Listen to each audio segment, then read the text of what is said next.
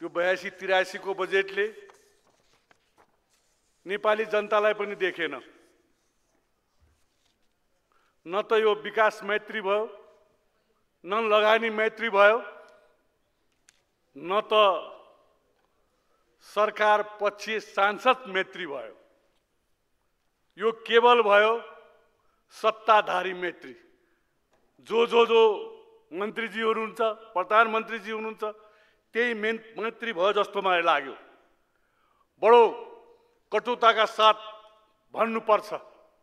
म तपाईहरुलाई एउटा उदाहरण दिन्छु। जसरी मैले भने कि यो न सांसद मैत्री भयो, न नेपाली जनता मैत्री भयो, न विकास मैत्री भयो। मैले भने बडो गजब लाग्यो मलाई झापाकी सांसदले सहयोग गर्नुभयो र भन्नुभयो पर्यटन यो उसमा म तपाईहरुलाई पढेर सुनाउँछु। सांसदज्यूहरू 12वटा विकासका बजेट जो 3-3 करोडको आधारित थियो, त्यो बजेट झापाको एउटै क्षेत्रमा म सभामुख महोदय तपाई मार्फत म यहाँ पढेर सुनाउँछु। 11वटा एउटै क्षेत्रमा धिमाल जातीय होमस्टे प्रबन्धन तथा संरक्षण निर्माण दमक। म लामो भन्दिनँ, अर्को पनि निर्माण छ, धिमाल निर्माण दमक। अर्को त्यस्तै छ सामाजिक क्रियापुत्री भवन दमक। यस्तै समाज सुधार प्रतिष्ठान दमक 2 झापा, आदिवासी संग्रहालय गौरादह 7 झापा, पार्क निर्माण गौरादह टिका घारी झापा। यो सबै झापा त्यो पनि एउटै क्षेत्रमा। सभामुख महोदयलाई पनि माया गरेर रहेछन्। 21-25 लाखको एउटा छ। अब म यो सांसद, सरकार पक्षीय सांसद बोल्नु परिरहेछ। संसारलाई एकपल्ट फर्केर हेरौं त। आज 21औं शताब्दीमा मुलुक कहाँ गएको छ, हामी कहाँ धरापमा परिरहेका छौं। आज मैले भन्नुपर्ने हुन्छ, कति गाह्रो हुँदो रहेछ। हामीले लोकतन्त्र ल्याउँदा, गणतन्त्र ल्याउँदा धेरै दिन कारावासको कुरा छोडिदिउँ। अनसन यहाँ बसेका के नेकपा एमाले, के नेकपा माओवादी, के कांग्रेस बसेका थियौं। व्यक्तिगत लान्छाला लाएर यहाँ बस्नु भएको थियो, बस्न सक्नु भएन। गाह्रो छ। बडो आन्दोलन भन्नुहुन्थ्यो, बडो कठिन छ। मैले देखिरहेको थिएँ, कोही अमेरिका, कोही कहाँ यहाँ बस्नुभयो, नारा लास्तो गर्नुभयो, 2 दिन पनि टिक्नु भएन। कठिन कष्ट गरेर ल्याएको यो लोकतन्त्र गणतन्त्र थियो। तर यसमा बजेट दिँदाखेरि कतिवटा क्षेत्र हो 165। मैले पटक यहाँ सम्बोधन गर्दा भनेको थिएँ, हामीलाई धेरै ठुलो इच्छा आकांक्षा पनि होइन। हाम्रो इज्जत राखिदिनुस्, हाम्रो साख बचाइदिनुस्। यही ठाउँमा मैले केही प्रश्नहरू गर्दा कहिलेकाहीँ भन्न मन लाग्छ, एक कदम अगाडि बढेर तरिगाउँ एयरपोर्ट बडो चर्चाको विषय भयो संसदभित्र। यहीबाट समादरणीय प्रधानमन्त्रीजीले तरिगाउँ एयरपोर्ट बन्छ भन्नुभयो। धेरै सांसदज्यूले मलाई पनि सहयोग गरे। मैले यसरी नै ताली बजाएँ, ठोकेँ। अर्थमन्त्रीजीलाई भेटेँ। एउटा ठुलो उद्योगीहरूको, व्यापारीहरूको, दंगाली जनताहरूको मध्यपश्चिम, तत्कालीन मध्यपश्चिमका, लुम्बिनी पश्चिमका, राप्तीका आम नेपालीहरूलाई लिएर आएँ। म प्रधानमन्त्रीलाई भेटेँ। पर्यटन मन्त्रीजी हुनुहुन्छ, टुलटुल हेरेको। अहिले पनि सुनाएँ मैले। उहाँले यसरी हुँदाखेरि म त्यतातिर अलिकति गएँ। यसरी हुँदाखेरि नबोल्ने मन्त्रीजी के भएको थियो? यस्तो हुनुहुन्छ तपाईँ जस्तो विवेक भएको मन्त्रीले। अब त्यसरी आएको डेलिगेसन थाहा पाउनुभयो होला। यो रातो किताबमा तरिगाउँ एयरपोर्टलाई मैले जग्गा अधिग्रहणको लागि करिबन 70 करोडदेखि 90 करोड लाग्छ।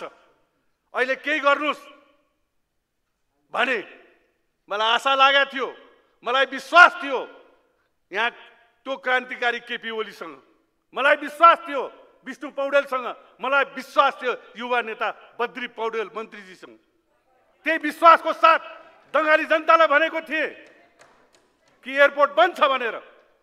अब मैले उहाँलाई अभिनन्दन गरौँ अथवा माला पहिराउँ अथवा यहाँ के बोलूँ? 1 करोड तरिगाउँ एयरपोर्ट अधिग्रहण गर्नलाई 1 करोड। यो हास्यास्पद हो कि यो जनताको प्रतिनिधिलाई नङ्गाउन खोजेको हो कि के हो यो? सभामुख महोदय, यो 21 सेन्चुरी हो। जति बेला सेकेन्ड वर्ल्ड पछि अमेरिकामा एउटा रोल 20s भन्छ त्यसलाई, उनीहरूले अनाज जम्मा गर्न कोसिस गरे, हतियारहरू बनाए, जहाजहरू बनाए, आधुनिक चिजहरू बनाएर त्यही बेला सबभन्दा अमेरिका विकासको र अत्यन्त चाहिँ अर्थ जम्मा गर्न सफल भएको, जसलाई रोल 20s भनिन्छ। म इतिहासको विद्यार्थीको नाताले भनेको हुँ।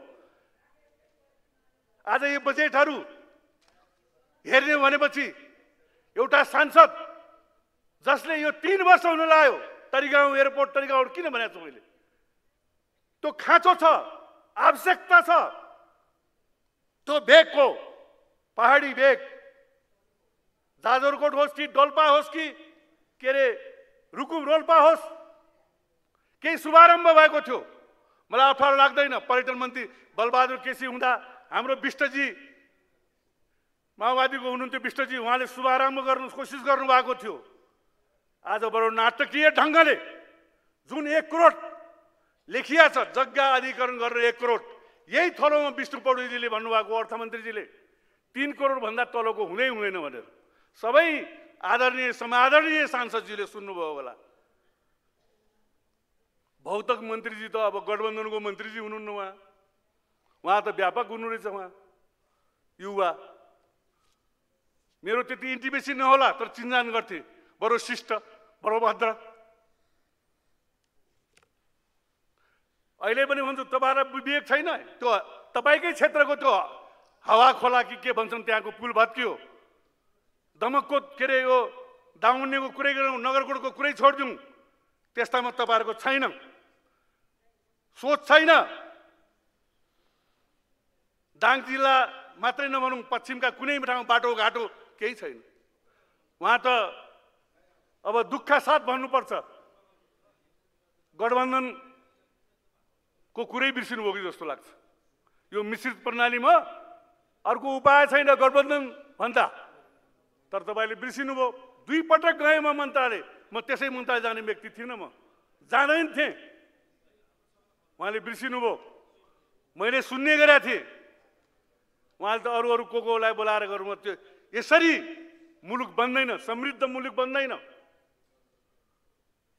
हामी तितो कुरा म बोलिहाल्दिनँ, नमिठो बोल्दिनँ सकेसम्म। कहिलेकाहीँ लाग्छ। सभामुख महोदय र मान्यज्यूहरू, मुलुक बिस्तारै बिस्तारै बिस्तारै धरापतिर गइरहेको हो कि भन्ने महसुस हुन्छ। सोच्नुहोस् त, गम्भीर भएर सोच्नुहोस्। मुलुकले अर्कै फड्को मार्न लागेको होला कि अहिले हामीले सोच्ने बेला छ।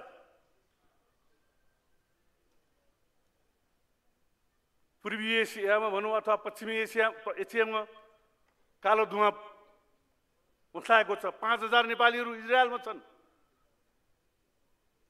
तिनका बारे सोच्नुपर्ने अवस्था छ कि छैन?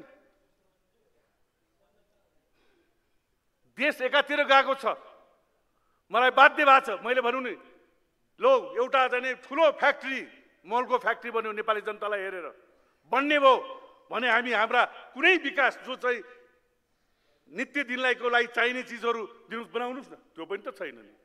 कुनै ड्रास्टिक चेन्ज गर्न लाग्यो हामीले सन्थ्यौँ नि, त्यो पनि देख्दिनँ।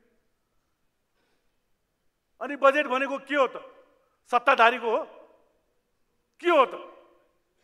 किन भन्न बाध्य छौँ? हामी भनिरहेछौँ लिनुहोस्, 60% लिनुहोस्, 65% लिनुहोस्, तर सांसदको इज्जत पनि बचाइदिनुहोस्। सुन्नु सक्नु भएन, मान्नु भएन। मैले पढेर एउटा एक्जाम्पल दिएको, अनि बजेट त के पर्यो? त्यो थियो नि भागमा पारिएको 3/15 हो कि 3/7/21 वाला, त्यो सिवाय के छैन। सिंहदरबार गाउँमा गयो भन्छन्, कहाँ गयो? बुझ्न बडो कठिन छ। दाङ जिल्ला जहाँ विश्वविद्यालय छ, संस्कृत विश्वविद्यालय, जो आज पश्चिमीहरूले रुचाएको जर्मनमा संस्कृतको अथवा युरोपभरि कति संस्कृतको महत्त्व छ। त्यही छ स्वर्गोदारी राप्तीमा। त्यहाँ जग्गाहरूको र किसान र जग्गा धनीको बीचमा भनौँ अथवा चाहिँ विश्वविद्यालयको बीचमा, स्वर्गोदारीका बीचमा भएका कन्फ्लिक्टहरू छन्। त्यसलाई निराकरण गर्ने कुनै बजेट उल्लेख भएको छ? सभामुख महोदय, यस एकै ठुलो